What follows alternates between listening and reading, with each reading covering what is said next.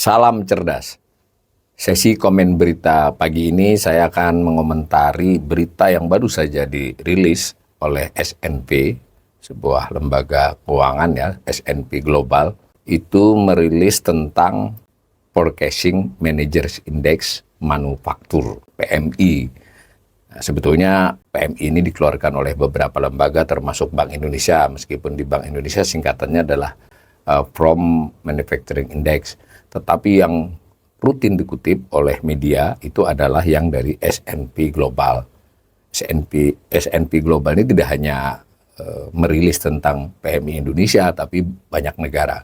Tadi pagi 2 jam yang lalu dia merilis tentang PMI Manufaktur Indonesia. Tiap bulan ya, hanya berselang sejam sudah banyak media besar yang memberitakan. Misal ini ada Bisnis Indonesia, itu memberi judul PMI Manufaktur RI kontraksi 5 bulan beruntun.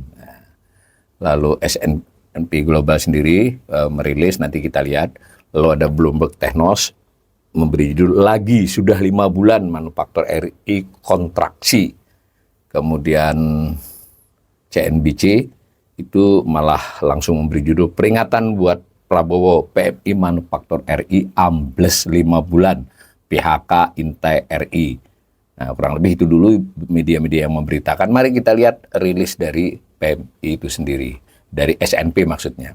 Ini rilisnya 2 halaman tadi pagi. Itu judulnya PMI masih berada di wilayah negatif pada bulan November.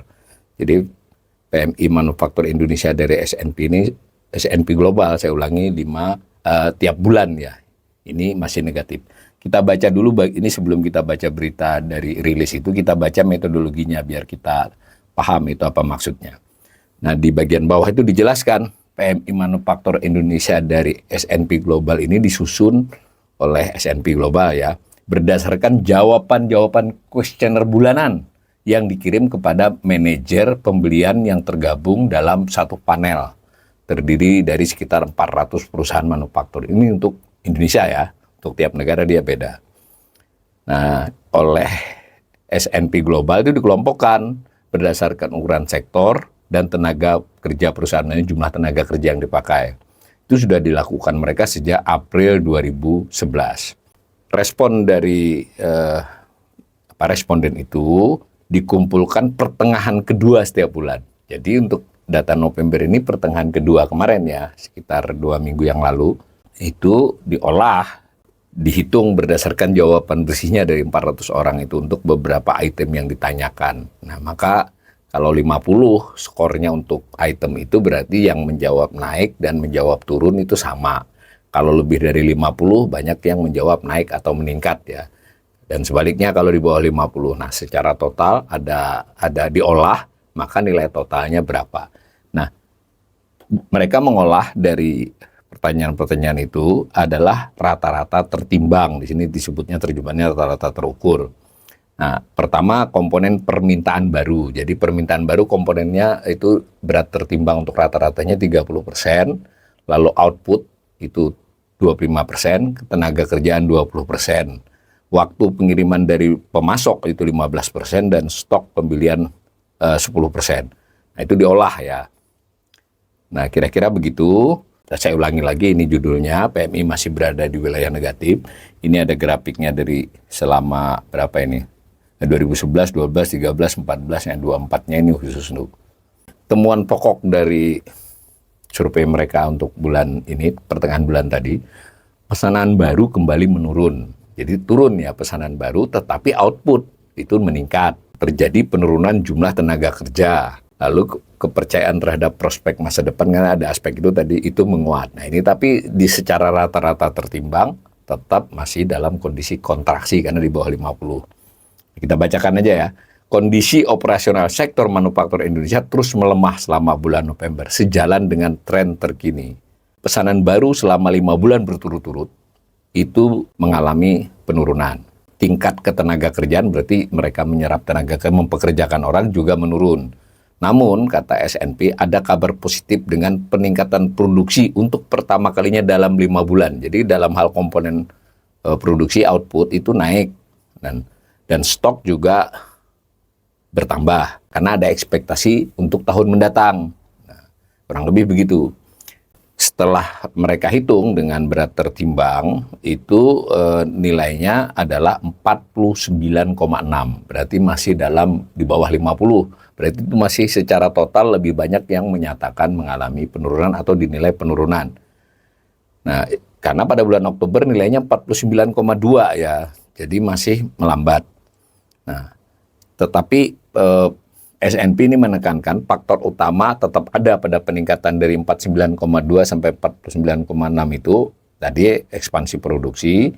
Ya, meskipun pesanan baru turun, perusahaan mencatat permintaan barang masih lemah, tetapi tetap, dan ini ditekankan ya, aktivitas pasar yang sepi, daya beli klien yang lemah. Nah, pesanan ekspor baru juga menurun, bahkan untuk ekspor selama 9 berturut-turut.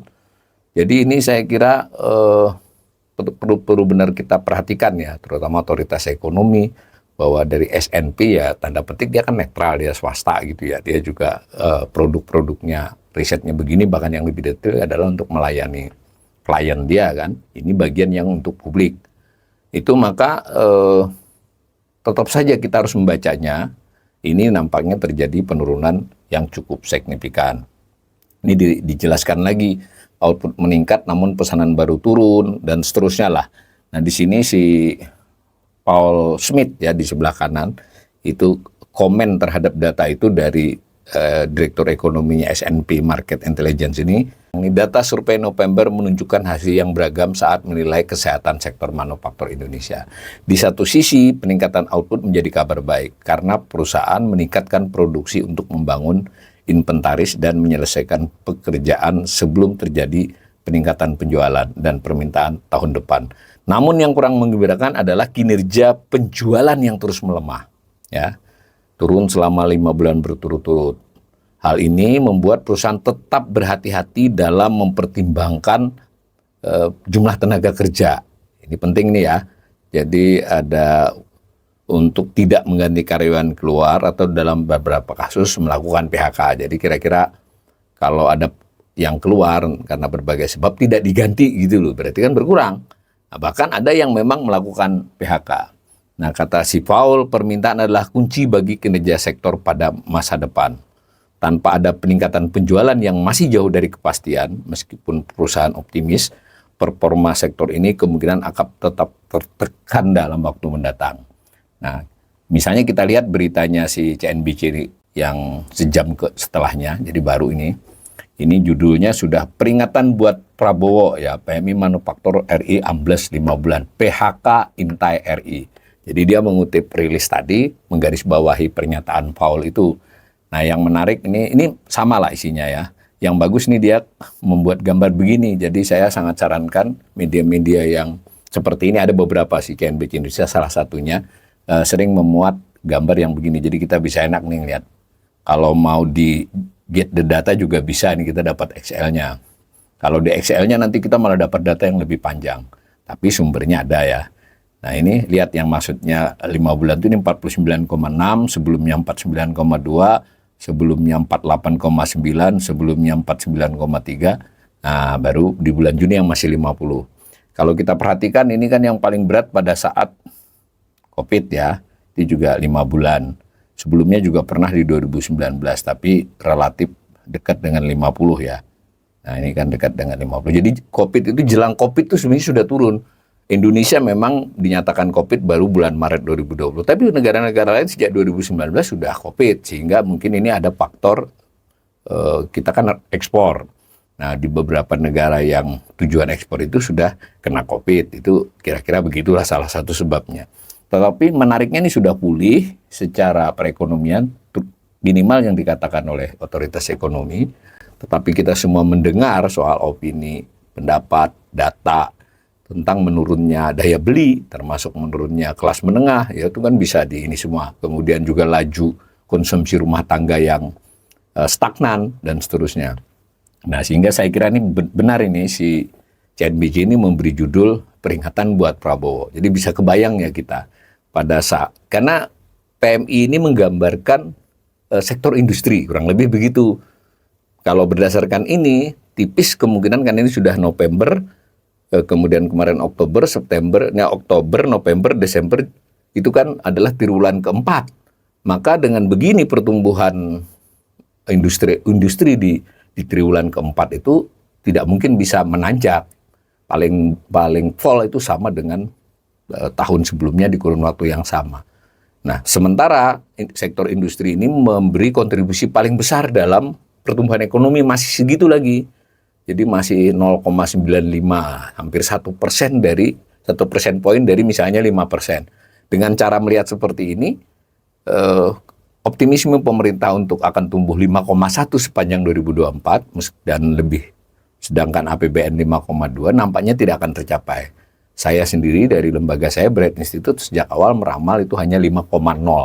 Nah, dari PMI ini ada potensi jadi 4,95 ya, demikian. Nah, jadi industri manufaktur ini adalah industri yang sangat penting dalam kontribusi pertumbuhan ekonomi dan sangat penting dalam penyerapan tenaga kerja dan sangat penting karena dia memiliki linkage ya, kaitan ke bawah artinya ke tambang, ke pertanian dan sebagainya karena mengolah, dan kaitan ke atasnya itu kan misalnya jasa, lalu transportasi, pergudangan dan sebagainya. Ini kaitannya paling kuat. Dengan demikian berdasarkan ini kita masih akan melihat pelemahan ekonomi hingga akhir tahun nanti, dan tadi sudah dikatakan ada sedikit optimisme di manufaktur, di pelakunya yang 400 manajer ini di 2025 bisa membaik, tapi ditekankan oleh Paul tadi itu bahwa mereka nampaknya tetap masih berhati-hati. Jadi di Desember nanti ada potensi masih di kisaran 50 atau di bawahnya sedikit.